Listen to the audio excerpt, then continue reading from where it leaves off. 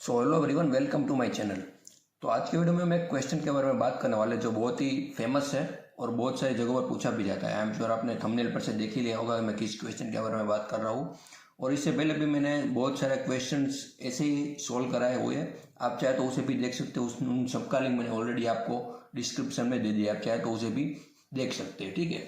तो मैं बिना कोई टाइम वेस्ट के डायरेक्ट शुरू करता हूँ। जिस क्वेश्चन के बारे में आज हम बात करने वाले हैं वो क्वेश्चन है, देखिए, A B plus C equal to 1001 है एंड सेकंड है A plus B C equal to 1000, ठीक है।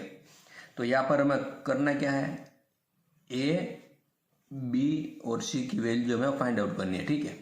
ए बी और सी की वैल्यू फाइंड आउट करनी है। पर यहाँ पर क्या है, A not equal to 0, B not equal to 0 and C not equal to 0। मतलब हम ए बी सी की वैल्यू फाइंड आउट करनी है, पर ए या फिर बी या फिर सी की वैल्यू 0 नहीं आ सकती, ठीक है। 0 नहीं आएगी।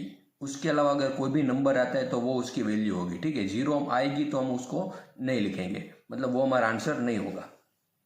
सो हम लोग शुरू करते हैं कि इस ऐसे कोई भी क्वेश्चन को हम सोल्व कैसे करेंगे। देखिए, A B plus C equal to 1001 है, A plus B C equal to 1000 है।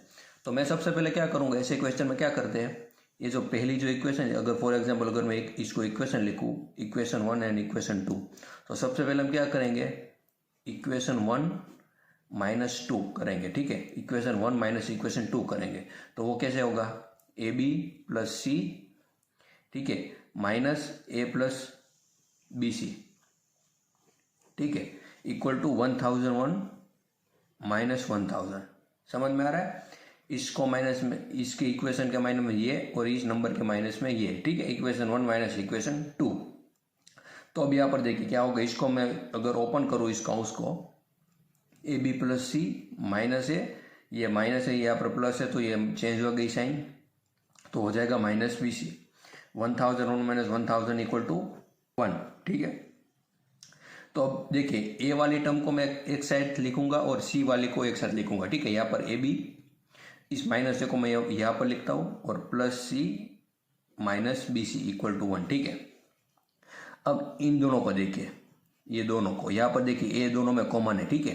तो अगर यहाँ से मैं ए कॉमन लूँ इन दोनों टर्म में से, ठीक है, तो यहाँ से अगर मैंने ए कॉमन लिया तो यहाँ पर क्या बचा, बी माइनस, अब यहाँ से ए कॉमन लिया तो यहाँ पर क्या बचेगा, 1, ठीक है। यहाँ पर और कुछ नहीं है तो बचेगा क्या, 1। अब इसको आप मल्टीप्लाई करके भी देख सकते हैं, ए इंटू बी ए भी हो जाएगा और माइनस ए इंटू 1 ए, ठीक है, ये भी आ जाएगा। अब यहाँ पर देखिए, इन दोनों में क्या कॉमन नंबर, ये कॉमन टर्म है सी, तो सी को हम कॉमन लेंगे। अब यहाँ पर देखिए कुछ नहीं था, सी को कॉमन लिया तो बचेगा क्या, 1 माइनस यहाँ पर क्या बचेगा, बी, ठीक है, और यहाँ पर रहेगा 1। अब यहाँ पर देखिए बी माइनस 1 है और यहाँ पर 1 माइनस बी है। फॉर एग्जाम्पल अगर इस टर्म को 1 माइनस बी को मुझे बी माइनस 1 बनाना है, ठीक है, यहाँ पर 1 माइनस बी को मैंने बी माइनस 1 बनाना है, तो यहाँ पर माइनस साइन हो जाएगा, माइनस साइन बाहर निकल जाएगा। कैसे, देखिए, ए बी माइनस 1, अब यहाँ पर प्लस की जगह माइनस आ जाएगा सी, और ये 1 माइनस बी हो जाएगा बी माइनस 1, ठीक है, इक्वल टू 1।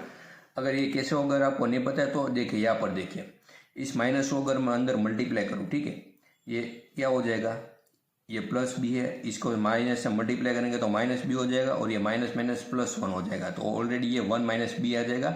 और यहाँ पर माइनस हमने अगर अंदर मल्टीप्लाई कर दिया तो बाहर क्या बचेगा, प्लस, ठीक है। देखिए यहाँ पर अभी अगर आपको समझ में नहीं आ रहा तो देखिए, सी एज इट इज है, इस माइनस को हमने ले लिया अंदर, तो ये माइनस बी हो गया और ये माइनस माइनस प्लस हो गया। अब यहाँ से माइनस चला गया तो बचेगा प्लस, ठीक है। तो ये क्या हो जाएगा, प्लस सी इंटू 1 माइनस बी, ये नंबर आ जाएगा, ठीक है। इसको हम इस तरीके से भी लिख सकते हैं, ये बात आप ध्यान रखना। अब यहाँ पर देखिए b minus 1 b minus 1 common है, ठीक है, तो हम दोनों में से बी माइनस 1 कॉमन लेंगे। अब बी माइनस 1 यहाँ से कॉमन लिया तो बचेगा क्या, ए, माइनस यहाँ से कॉमन लिया तो बचेगा क्या, सी, ठीक है, इक्वल टू 1। अब देखिए मैं दो काउंस मिल गए, B minus 1 and A minus C. अब देखिए यहाँ पर क्या, यहाँ पर आपको थोड़ा समझना पड़ेगा कि दो नंबर का मल्टीप्लिकेशन 1 कब होता है। दो ही केस में ऐसा पॉसिबल हो सकता है, कब, जब 1 इंटू 1 हो तब 1 होगा और -1 इंटू -1 होगा तब 1 होगा, ठीक है। इन दोनों केस के अलावा कोई नंबर अलग पॉसिबल है नहीं, और सिर्फ हम यहाँ पर इंटीजर ही यूज कर सकते हैं, ठीक है।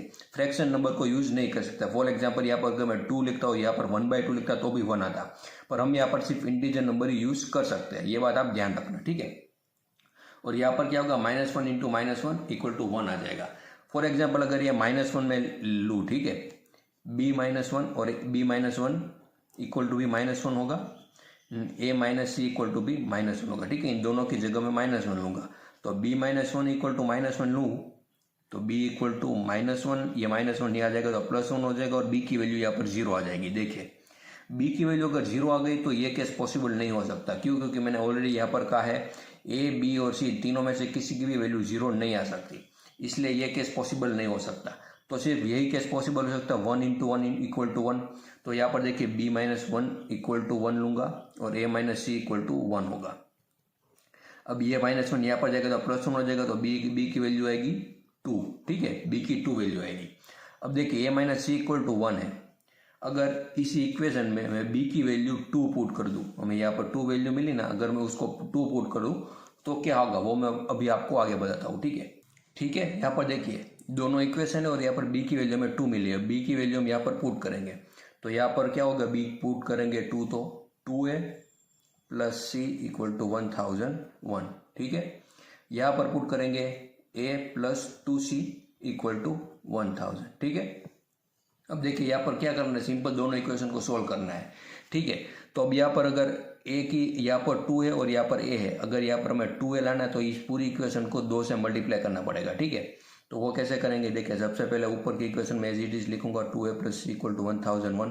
अब इस पूरी इक्वेशन को मैं 2 से मल्टीप्लाई करूंगा तो क्या होगा, 2a plus 2c into 2 4c equal to 1000 into 2 2000, ठीक है। अब यहाँ पर हमें एक को कैंसिल करना पड़ेगा। आई एम श्योर आपको ये 2 वेरिएबल वाली इक्वेशन को हम कैसे सोल्व कर सकते हैं वो आपको पता होगा, ठीक है। तो यहाँ पर माइनस माइनस माइनस करूंगा तो ये कैंसिल हो जाएगा, तो c माइनस 4c क्या होगा, -3c, 1001 माइनस 2000 क्या होगा, -999 होगा, ठीक है। 999, यहाँ पर दोनों जगह माइनस माइनस है तो यहाँ माइनस माइनस प्लस हो जाएगा, तो इस 3 को यहाँ पर छेद में ले जाएंगे तो क्या बचेगा, c इक्वल टू आएगा 333, ठीक है, 333। अब यहाँ पर b की वैल्यू हमें मिल गई है, c की वैल्यू भी मिल गई है, तो हम a की वैल्यू आसानी से फाइंड आउट कर सकते हैं, ठीक है। फॉर एग्जांपल अगर यही इक्वेशन लूँ मैं, ab plus c equal to 1001, ठीक है। अब इसी इक्वेशन में मैं b और c की वैल्यू पुट करूँ तो क्या होगा, 2a प्लस 333 इक्वल टू 1001, तो 2a इक्वल टू 1001 माइनस 333 क्या होगा, 668, ठीक है। तो a की वैल्यू अगर 2 से इसको डिवाइड करेंगे तो क्या आ गया, 334। तो यहाँ पर a, b और c में तीनों की वैल्यू मिल गई है, a equal to 334, b equal to 2 and c equal to 333। तो इस तरीके से आप ऐसे कोई भी क्वेश्चन को सोल्व कर सकते हैं, बहुत ही ईजी था। सिर्फ आपको ये दोनों वेरिएबल इक्वेशन को सोल्व करना आना चाहिए और जो मैंने आगे आपको मेथड बताया वो, ठीक है। अगर आपको वो पता चल गया तो ऐसे कोई भी क्वेश्चन को आप आसानी से सोल्व कर सकते हो। I hope you understand it and thank you so much for watching my video. And अगर आपको यह वीडियो पसंद है तो वीडियो को लाइक कर सकते हैं, चैनल को भी सब्सक्राइब कर सकते हैं।